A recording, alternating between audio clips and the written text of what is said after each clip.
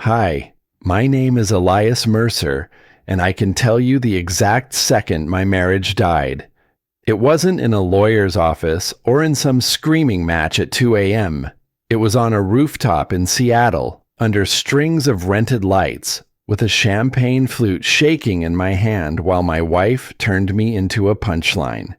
She raised her glass, smiled at our friends, and told them I was never her first choice. They laughed. I smiled because what else do you do when the person you love hands your heart to a room full of people and calls it a joke? I remember the clink of glass, the burn in my throat, the way the city lights blurred when I blinked too hard. That was the night something in me went quiet. Not dead. Quiet. And tell me, when the person who vowed to choose you publicly admits you were always second, what exactly are you supposed to do with the rest of your life? The strange thing is how normal the night looked before it ruined me. The rooftop was warm with dim gold lights strung across steel beams, the kind Marina loved because they made every photo look intentional. Seattle's skyline glowed behind her, glass towers, fairy horns in the distance, the kind of view people post with captions about gratitude. I stood beside her, smiling like a man who still believed the world beneath him was solid. Most of the guests were friends from her side, colleagues from South Lake Union, a few of her marketing clients, Sienna Ward floating through the crowd in a wine-red dress, making sure everyone had a drink in hand. I nodded, shook hands, thanked people for coming. I tried to feel like the husband being celebrated, but even before the toast, I sensed something off in Marina's energy. Too bright, too loud, her laughter hitting notes she only used when she needed attention like oxygen. She wasn't with me. She was performing. I knew the moment the night shifted. She brushed her hair back, took a half step forward, and lifted her champagne flute. The crowd quieted. The city fell under her voice. And then she said it, not in anger, not in jest, with a smile sharp enough to cut open my ribs. People laughed, big, full-bodied laughs, the kind you hear at comedy shows, not anniversaries. I felt their eyes on me, waiting for my reaction, and I managed something that resembled a grin. My fingers tightened around my glass to keep it from shaking. One person didn't laugh, Lena Moretti. She stood at the edge of the group, brows pinched, lips parted like she wanted to apologize on Marina's behalf, but didn't know how. Her pity burned almost as much as the humiliation. And then there was Rhett Callahan, leaning against the railing, arms crossed. He didn't look surprised, just disappointed. When the toast ended and people drifted away, he walked past me and said quietly, "You didn't deserve that, man." Those 5 words hit harder than Marina's entire speech because they confirmed what I already felt. Everyone in that room knew I'd been diminished. Afterward, Marina kissed my cheek and asked if I was being sensitive again. The same tone she used whenever she wanted me to swallow discomfort for her convenience. She floated back into the crowd, already retelling her joke to someone new. The rest of the night blurred, conversations I didn't absorb, laughter I didn't feel part of, the cool breeze rolling in from Elliott Bay while the lights above us trembled in the wind. I watched Marina shine, adored, photographed, celebrated, and I stood beside her like a prop she'd outgrown.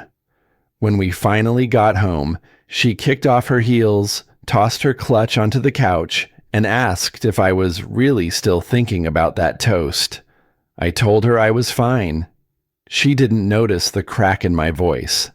I lay awake long after she fell asleep, replaying every word she'd said, every laugh that followed, the sting of Rhett's honesty, Lena's silent sympathy. It all circled my mind like a storm that refused to break. And somewhere between midnight and dawn, the realization settled over me with terrifying clarity. It wasn't just a toast, it was a confession, a glimpse of the truth she'd been holding for years. That anniversary wasn't a celebration, it was the opening chapter of the end. The morning after the anniversary felt heavier than it should have. Seattle was its usual gray, low clouds, drizzle tracing the windows. But something in the air carried weight, as if the world had tilted overnight and no one but me noticed. Marina moved through the apartment humming, barefoot on the hardwood, brushing her hair with the casual ease of someone untouched by the night before. She kissed my cheek, tasted her latte, scrolled her phone, all while I stood at the kitchen counter replaying her toast line by line. She didn't even hesitate before saying it. That was the part I couldn't shake. When she left for work, the silence that settled behind her was thicker than the rain outside. I sat on the edge of the bed for a long time, staring at the impression she left in the pillows. How someone can share your life so closely, yet stand emotionally miles away. For years, I dismissed small moments. The slow eye rolls, the jokes at my expense, the way she'd introduce me to her colleagues as Steady Elias, like I was a household appliance instead of her husband. But now, after the toast, every little crack felt like a warning I'd ignored. At the office, I tried drowning myself in data, spreadsheets, forecasts, numbers that didn't care about human mess. But my mind kept drifting. I caught my reflection in the black glass of my monitor. Tired eyes, tight jaw, a man pretending he was fine. During lunch, I overheard my team joking about relationships, lighthearted stuff, but one sentence lodged itself under my skin. You know a relationship's in trouble when one person starts performing for everyone else. Performing. Marina lived in performance. That evening, when she came home, she was buzzing again, talking about a client pitch, about Sienna's upcoming birthday party, about a coworker's engagement. She filled the room with noise so I wouldn't have space to think. Or maybe so, she wouldn't. Then her phone vibrated. A quick smile flickered across her face. Too sharp, too bright, too private. She turned her body slightly away from me as she typed back. It was small, but in marriage, small gestures can shout louder than arguments. Work stuff, she said when she caught me watching. She'd never needed to explain work texts before. Later that night, she took her phone with her into the bathroom, another first. I stared at the closed door, listening to the faint sound of her typing. The distance between us felt like a hallway with no end. The next day, Lena Moretti stopped me outside a cafe near my office. She looked uncomfortable, fingers twisting the strap of her bag. I shouldn't say anything, she began, which is usually the prelude to something important. But Marina's been venting at work a lot. I don't think she realizes how she sounds sometimes. I asked what she meant. Lena hesitated, clearly weighing loyalty against conscience. It just didn't feel fair, she finally said. To you.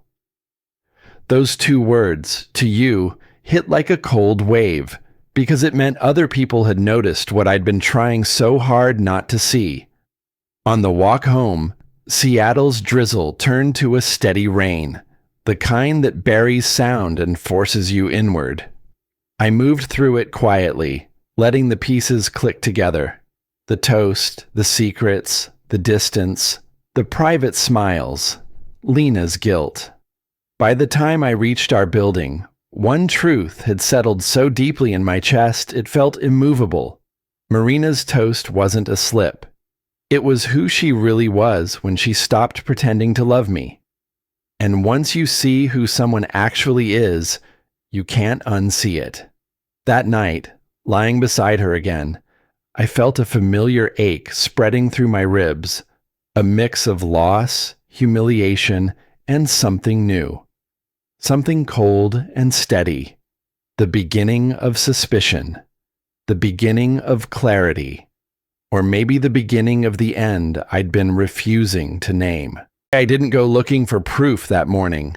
I told myself I just needed fresh air, space, something to quiet the noise clawing at the back of my mind. But when Marina left for work, perfume lingering in the doorway, heels clicking down the hall like punctuation, I felt something inside me shift. Not anger, not panic, something colder. A quiet resolve I didn't recognize yet. Her tablet was still on the dining table. She never left it out. Marina was careful with her image, careful with her devices, careful with every doorway people could see into. I told myself I wasn't going to touch it. Then I saw the notification light blinking. Just one. A small pulse of blue. Too familiar. Too intimate. Before I realized what I was doing, I tapped the screen. Her password was the same. She hadn't changed it in 5 years. That almost stung more than anything, how confident she was that I'd never question her. Her messages loaded. Columns of text, normal chats, work threads, group conversations. And then a name I didn't expect to see again. Alden Brooks. My throat tightened. At first it was harmless, catching up, jokes, nostalgia from years ago. Nothing concrete, nothing damning. The kind of messages people send when they enjoy being remembered. But then the tone shifted. Flirting. Inside jokes I wasn't part of. Late night messages with ellipses trailing like unfinished thoughts. And then the photos. Selfies from our anniversary night. Her dress. Her smile. Her leaning against the bar with the caption, "Tell me I don't look wasted on a guy like Elias." My name reduced to a punchline behind my back. I felt the chair beneath me vanish. My stomach dropped, knees weak, vision narrowing until the words blurred. I scrolled again, slower this time, as if maybe I'd misread it. Elias is sweet, but he's like a blanket. Warm, safe, predictable. Sometimes I imagine what my life would have been like if you hadn't moved to London. A single message from Alden. "You're married, Marina." Her answer, "Married isn't dead." Something in my chest cracked so cleanly I almost heard it. I set the tablet down with both hands, not because I cared about breaking it, but because I didn't trust myself. My hands trembled, not from rage, but from the realization that Marina's toast wasn't the beginning of betrayal. It was the end of my denial. I walked into the kitchen, gripping the counter until the cold marble steadied me. My pulse thudded in my ears. I breathed in through my nose, held it, let it out slowly. I couldn't fall apart. Not yet. Not in this apartment that still smelled like her perfume. My phone buzzed. Rhett Callahan. "Hey," he said when I answered. "Just checking in after the party. You good?" No one had asked me that in a long time. I didn't tell him anything. I didn't trust my voice. But Rhett heard something in the silence. He'd been through his own wreckage. He knew the sound of a man trying not to break. "Listen," he said. "You don't have to yell, Elias. Men like you end things quietly. And quietly is a hell of a lot more effective." His words landed with the weight of truth. Quiet men ruin lives more cleanly than angry ones. After the call, I sat at the table again, scrolling through Marina's messages with a numb, deliberate focus. Not to punish myself, though it did, but because understanding the full shape of betrayal felt necessary. Like cataloging the debris after an explosion. You need to know what broke before you decide how to rebuild, or whether you should rebuild at all. By the time I put the tablet away, The ache in my chest had settled into something steady. Not calm. Calm was too generous. More like a deep, controlled stillness. There was no point confronting Marina. Not yet. Confrontation only gives guilty people space to rewrite their story. But silence? Silence gives them room to reveal who they really are. That afternoon, as the rain tapped against the windows, I realized something that chilled me more than the messages. I wasn't devastated. I wasn't even angry. I was preparing. And once a man like me starts preparing, the outcome is inevitable. There's a moment after betrayal when your body stops reacting and your mind takes over. A strange, clinical calm. That's what settled over me in the days that followed, like someone had lowered a sheet of glass between me and my own life. Marina still moved through our apartment with the confidence of someone certain she was loved, certain she was safe. She kissed my cheek in the mornings, asked about my day in the evenings, laughed at reality shows she barely watched. She had no idea I'd seen everything. And I made sure she didn't. Silence became my shield. Not avoidance, strategy. The first step was practical. I sat at our dining table with a spreadsheet open, not for work, but for us, for what remained of us. I reviewed our accounts, our savings, the investments she always said bored her. Half of it was mine, legally and ethically. Moving, it wasn't revenge. It was preparation. I transferred my portion into a private account, one steady keystroke at a time. No drama, no noise. The banking confirmation chimed quietly, like the universe acknowledging the first crack of my exit. The next step required something harder. Help. I stared at the business card Vivian Stroud's firm had mailed me months earlier. She'd handled a messy divorce for a coworker, and her name stuck with me. Sharp woman. No nonsense. Someone who carved truth out of chaos. I booked the earliest appointment. Vivian's office in Belltown overlooked the harbor, all glass and steel. She studied me the way surgeons assess a patient before they cut. Calm, professional, mildly curious. "Tell me why you're here," she said. I gave her the short version. The toast, the messages, the quiet hollowing out of 5 years. I didn't raise my voice. I didn't cry. I just laid the facts out like evidence on a table. When I finished, she leaned back, crossed her legs, and nodded once. "You're not the yelling type," she said. "Good. Quiet men ruin lives far more effectively." It wasn't approval. It was observation. But something in me clicked into place anyway. She outlined what I needed. Clean documentation, controlled communication, no confrontations. She told me I already had the advantage. Marina's overconfidence was a gift most spouses never receive. As I left her office, Seattle was drowning in rain. I stood under the awning, watching sheets of water slide off the roof, and realized how fitting it felt. My life wasn't collapsing. It was washing itself clean.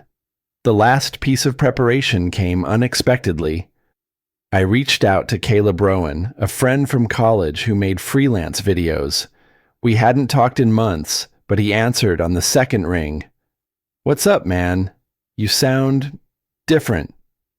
I told him I needed a video edited. Something simple, no soundtrack, no effects, just a linear thread of truth. Screenshots, messages, a certain recording I'd acquired from our anniversary night, footage I hadn't had the courage to watch yet. Caleb didn't ask questions. He just said, "Send everything. I'll take care of it." That night, alone in the apartment while Marina stayed out late with coworkers, I finally opened the video. Someone at the party had filmed her toast, her silver dress gleaming under warm lights, her smile wide, eyes glinting with the thrill of being the center of attention. After the joke, After the laughter, she actually turned to the camera and posed, chin lifted, shoulders back, self-satisfied. It wasn't drunken, careless cruelty. It was deliberate, performed, owned.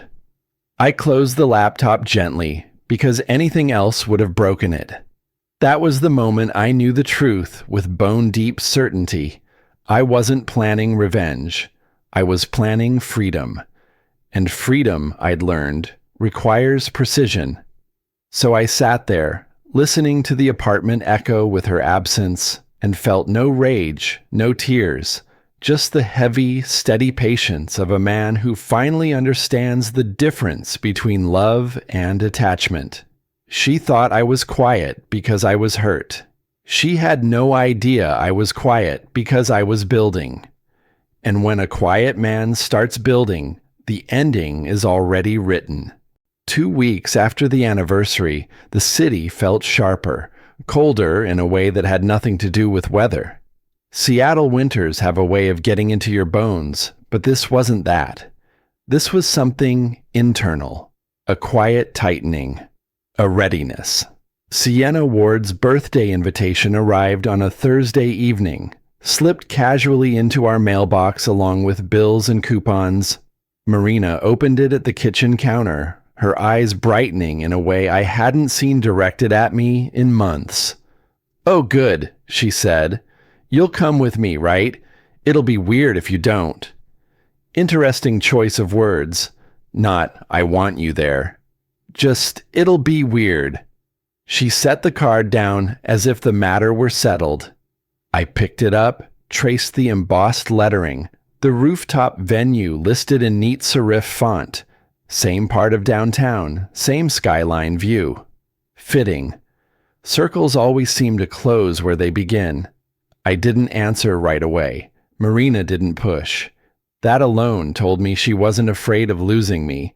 She still thought I was stationary, predictable Elias, the warm blanket she could toss aside and pick up again when convenient. That night, while she showered, I opened my laptop and typed my RSVP. Maybe. One word. Controlled ambiguity. The kind of thing that makes guilty people uneasy without knowing why. In the days that followed, Marina shifted subtly. Small gestures, nothing overt. She lingered in the doorway when I got home, cooked dinner twice, something she hadn't done in months, laughed a little too loud at my smallest jokes. They weren't apologies. They were rehearsals, attempts to perform stability. She never once said she regretted the toast. She never mentioned Alden. She never asked why I'd become quiet.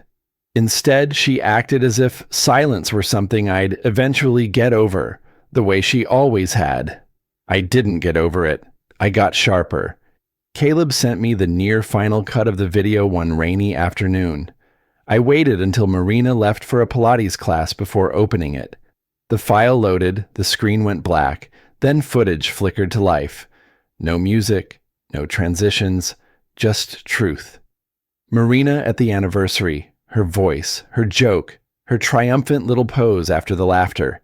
Then the screenshots, lined up with a clarity that felt almost surgical. The timestamps, the flirtation, the insults, the photos she sent Alden from that same night. Watching it laid out like that, stripped of nuance, stripped of excuses, stripped of her charm. It was devastating, but not to me, to the story she'd built of herself.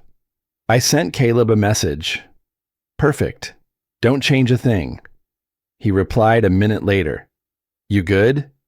I stared at the question for a long moment before typing, "I will be," and for the first time, it felt true. A few days later, I met Rhett Callahan for coffee in Queen Anne. He looked me over the way men do when they're trying to gauge how close someone is to falling apart. "You're quiet," he said. I shrugged. "No point yelling." Rhett smirked into his cup. "Good. Yelling tips your hand. Silence. Silence scares people." I didn't tell him about the video. He didn't need to know. But when he offered to be at Sienna's party for moral support, I didn't turn him down. A witness like Rhett wasn't necessary, but it added weight, quiet, steady weight, the kind that lands hardest. As Sienna's birthday approached, Marina's anxiety started to show around the edges. She triple-checked her dress, asked if my suit jacket needed pressing, watched me in the mirror while pretending not to. "Are you really coming?" she finally asked the night before. I looked at her reflection. Perfect makeup, practiced smile, eyes searching for reassurance I no longer owed her. "I'll be there," I said. 3 words, even tone, neutral expression, but the way her breath caught told me she heard something else underneath, something she couldn't name. The flash drive was already in my jacket pocket. No weight at all, physically. But psychologically, it felt heavier than our entire marriage. And as I lay in bed that night, listening to Marina's steady breathing beside me, one thought settled over me with absolute certainty. She had chosen the stage. I was simply choosing the ending. The night of Sienna Ward's birthday arrived with the kind of cold that cut straight through fabric. Seattle's skyline glowed like someone had etched it in glass, sharp, distant, indifferent. I stood in front of the mirror in a navy suit, buttoning the jacket slowly, methodically. My hands were steady. Too steady. Marina drifted behind me in a silver dress that clung to her like it had been designed for this exact night. She looked radiant, flawless, every detail arranged for maximum admiration. She checked her lipstick once more, then glanced at me as if searching for validation. "You look serious," she said lightly. "I look how I feel," I answered. She laughed like it was charming. God, she still thought this was normal. We rode to the rooftop venue in silence. The elevator doors opened to warm lights, soft music, and a crowd already buzzing with alcohol and curated small talk. The air held that familiar mix of perfume and pretension Marina always thrived in. I arrived late on purpose. Late makes people look. Late makes people wonder. And they did. Heads turned. Conversations paused. A few guests offered small nods, like they somehow sensed the tension humming beneath my quiet exterior. Sienna crossed the room in a shimmer of emerald fabric and greeted us with a tight hug. "You made it," she said, surprised and maybe a little relieved. "Happy birthday," I told her, then leaned in. "Mind if I say something later? Just a minute or two." Her brows rose. "Oh, sure. I'll have the DJ turn down the music." Marina stiffened beside me. "Perfect." I slipped the flash drive into the DJ's hand. "Full screen," I said. "No music." He gave a casual shrug, assuming it was a slideshow like every other birthday montage he'd played. Marina watched from across the room now, her expression tightening with each passing second. She was surrounded by a cluster of men, laughing, posturing, trying to impress her. She pretended not to notice me, but her eyes flicked in my direction every few beats, restless and wary. Lena Moretti spotted me and offered a soft, almost apologetic nod. Rhett stood near the railing, hands in his pockets, watching everything with the calm of someone who'd already predicted the night's trajectory. When the music cut, the room followed, voices tapering off into uneasy curiosity. I stepped forward. "I wasn't planning to speak tonight," I began, projecting just enough to ripple across the rooftop. "But since many of you were at our anniversary party, well, this seemed like the perfect audience for a follow-up." A single breath moved through the room, silent, collective. Then the screen lit up. The first clip showed Marina at our anniversary, flute in hand, silver dress gleaming, her smile wide and triumphant. The joke spilled from the speakers exactly as it had that night, except this time no one laughed. You could feel the air constrict. The next images appeared. Screenshots, messages, photos, every word she'd typed to Alden Brooks, every insult, every flirtation, every confession hidden behind locked screens.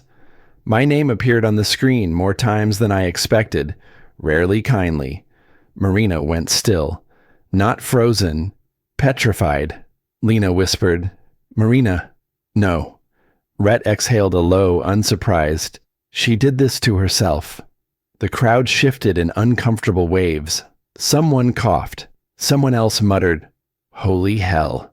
Marina's father, who had flown in for the party, wrapped his hand around his glass so tightly I thought it might crack. Every second stretched into something unbearable.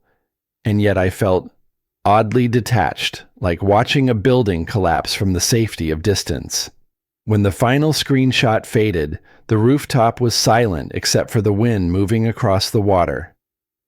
I stepped forward, raised a glass of water, and said, 5 years ago, I married someone I thought was my partner. Turns out, I was just holding her place in line." A few gasps, a few lowered eyes. No one defended her. I reached into my jacket, pulled out the white envelope, and walked it to her slowly, deliberately. Marina's face was chalk white, eyes shiny with a kind of shock that had nothing to do with regret and everything to do with exposure. "Divorce papers," I said softly. "Sign whenever you're done pretending." And then I walked away, past the stunned guests, past the shattered version of the life I'd tried so hard to hold together, past Marina, whose entire world had finally caught up with her choices. The elevator doors closed behind me with a whisper, and I swear, when I stepped out onto the street, the city had never looked so clear. I didn't look back when I left the rooftop, not once. The cold air hit me with a force that felt almost cleansing. Downtown Seattle hummed beneath the glow of streetlights. Traffic, distant laughter, the low rumble of a bus heading toward Lake Union. Ordinary sounds. Sounds of a world still turning, indifferent to the implosion that had just unfolded above it. I walked without direction, hands in my pockets, the divorce envelope no longer weighing down my jacket. My chest felt strangely light, like someone had finally untied a rope I didn't realize had been cinching tighter every year. For the first time in a long time, I could breathe. My phone vibrated before I reached the corner. Marina. I ignored it. Then it buzzed again, and again. By the fourth call, I turned the device face down in my pocket.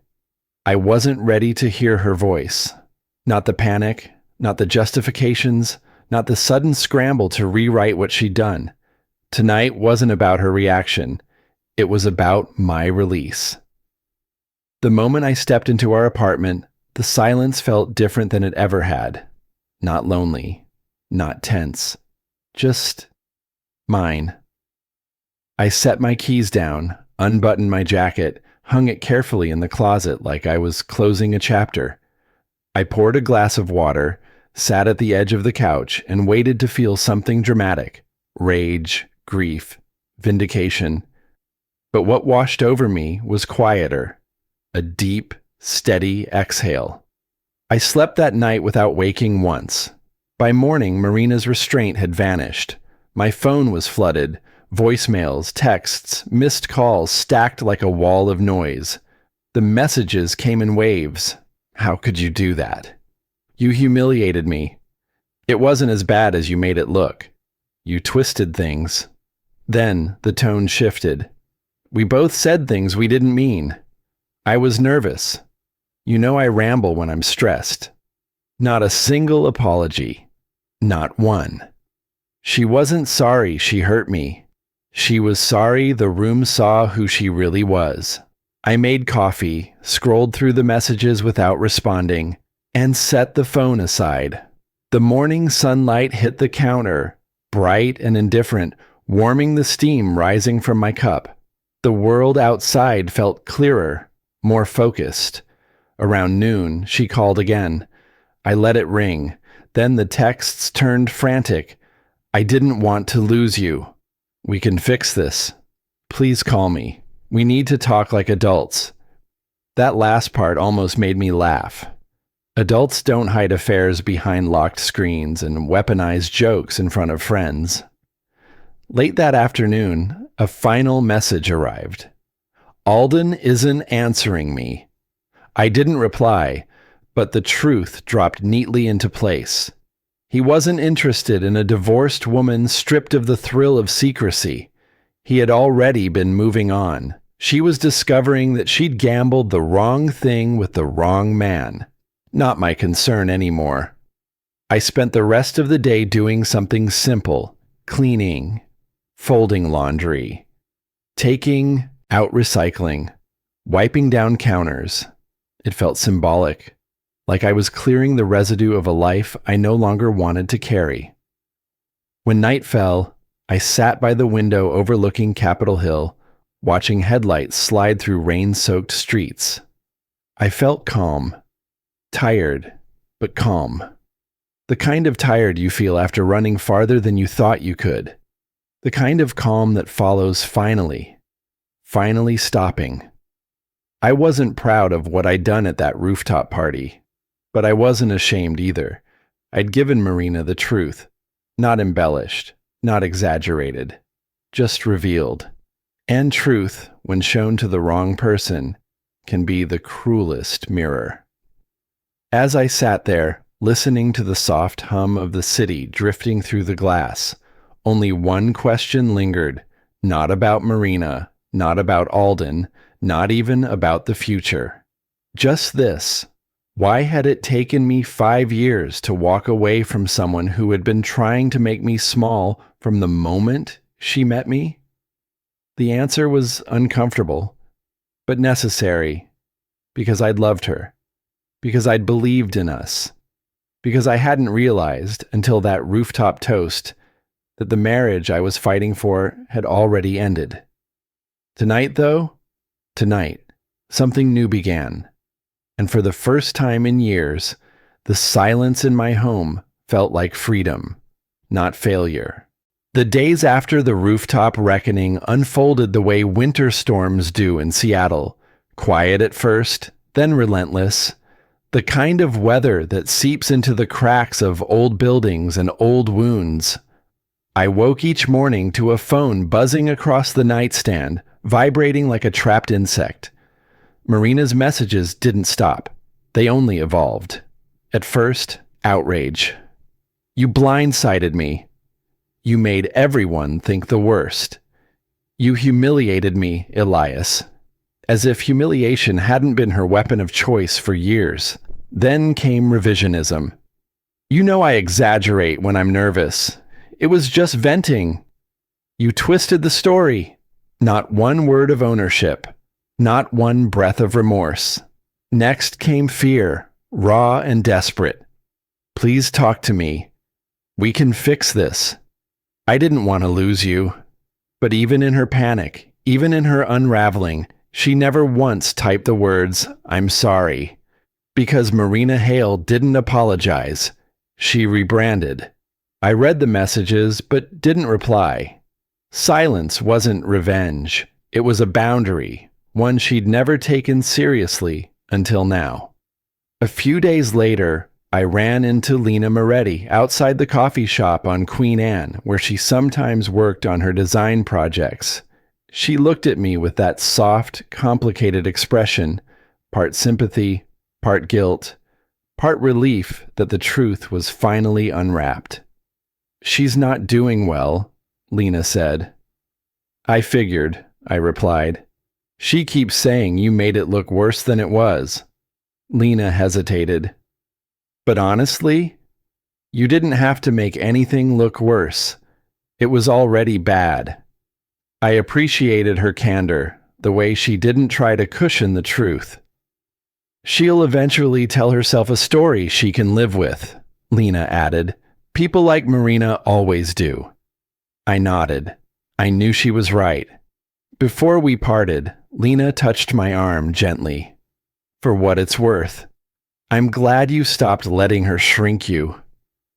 It was the closest thing to closure I'd ever get from someone in Marina's orbit.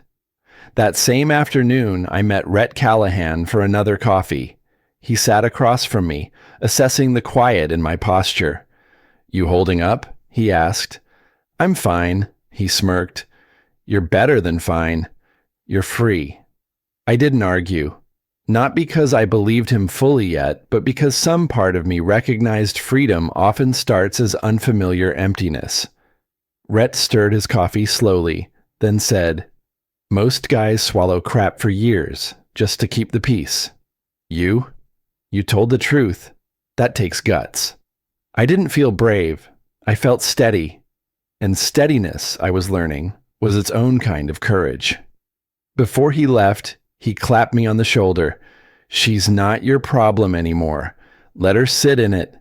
I didn't respond, but the words settled into me like something I'd been waiting to hear.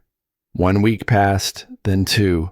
Marina's social media, once a highlight reel of curated perfection, shifted into something almost theatrical, cryptic quotes about healing, betrayal, losing people who never deserved you.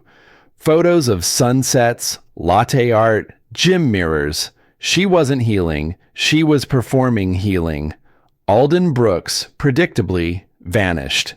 Her final message about him still sat unread on my phone. People in our social circle reacted in waves. Some reached out with tentative apologies. We laughed at the toast because we didn't know the whole story. We should have said something sooner.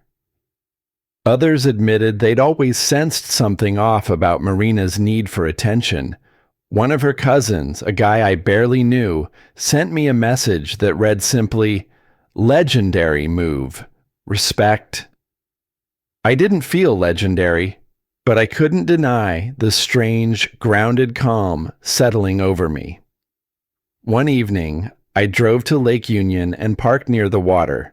The air smelled of rain and cedar, the kind of scent that makes you feel both small and rooted. I sat on a bench, hands tucked in my coat pockets, watching boats drift lazily across the surface. For months, maybe years, I'd been shrinking myself to fit the shape Marina demanded. Softer, quieter, less inconvenient. Now, without her voice filling the apartment, without her shadow stretching across every decision, I felt something expand inside me. Space, stillness, possibility. The kind of emotional quiet you don't realize you've been craving until it finally arrives. As I watched reflections tremble across the water, the truth settled into me with gentle certainty. This chapter of my life wasn't defined by what Marina had done. It was defined by what I chose next. And for the first time since that rooftop anniversary, I felt ready, truly ready, to step into a future that didn't require me to disappear to keep someone else comfortable. Spring arrived in Seattle quietly, almost apologetically, as if the city wasn't sure I was ready for gentler weather. The rain softened, the mornings brightened, and for the first time in months, I caught myself noticing things. Small things, like the way sunlight spilled across the wooden floor of my apartment, or how the air smelled faintly of blooming cherry trees near Green Lake. Healing doesn't announce itself. It drifts in, sits beside you, waits to be acknowledged. I met Maeve Larkin on a Thursday afternoon I hadn't planned. I was at a community center in Green Lake, dropping off some paperwork for a volunteer analytics project. She was standing beside the front desk, hair pulled into a loose bun, a pen tucked behind her ear, speaking gently to a teenager who looked one breath away from bolting. Maeve wasn't forceful. She didn't coax or push. She just stood there with a kind of quiet patience that made the room feel safer. When the kid finally relaxed, even just a fraction, she offered him a small smile, one without performance, without spotlight. I hadn't seen a smile like that in years. We crossed paths again outside. She held the door open for me even though she didn't need to. "You're the data guy, right?" she asked, tipping her chin toward the folder in my hand. "Guilty." She laughed softly, and something about the sound felt grounding, not electrifying, not dramatic. More like standing on solid earth after months of walking on uneven stone. We talked for a few minutes. Simple conversation about the center, the weather, how Seattle forgets how to behave when the sun comes out. But something about her tone, her cadence, the way she actually listened when I spoke, it stirred something quiet in me. Something I hadn't realized had gone dormant. Over the next few weeks, we kept running into each other. Once at a bookstore in Fremont, once at a cafe near the lake. None of it felt orchestrated. Life just placed her in my path. When we finally sat down together at a small table overlooking the water, conversation flowed without the weight of expectation. She didn't ask about Marina. She didn't pry. She simply existed beside me, and that alone felt new. She had a dry sense of humor, warm but edged in realism. When I made a terrible joke about Seattle's weather being its own personality disorder, she actually laughed, not the way Marina used to laugh, scanning the room to make sure others noticed, but genuinely, like the moment itself was enough. For the first time, I didn't feel like a supporting character in someone else's performance. I felt seen, not evaluated, not compared, just seen.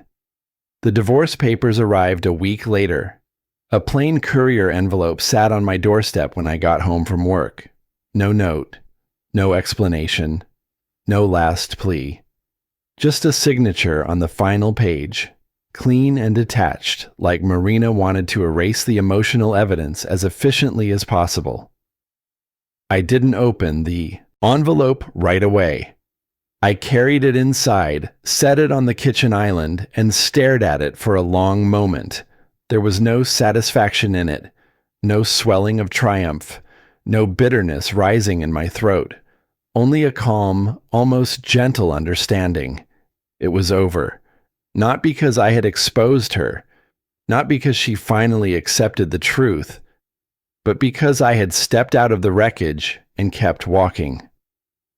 I took the envelope with me when I left the apartment. Dusk was settling over Lake Union, the sky painted with fading strokes of pink and gray. I walked along the water until I found one of the benches where I'd sat during the worst weeks of it all. The lake was still, quiet, expansive. I held the envelope loosely in my hand, letting the weight of it settle, not on my shoulders, but in my history. A closed chapter, not a wound.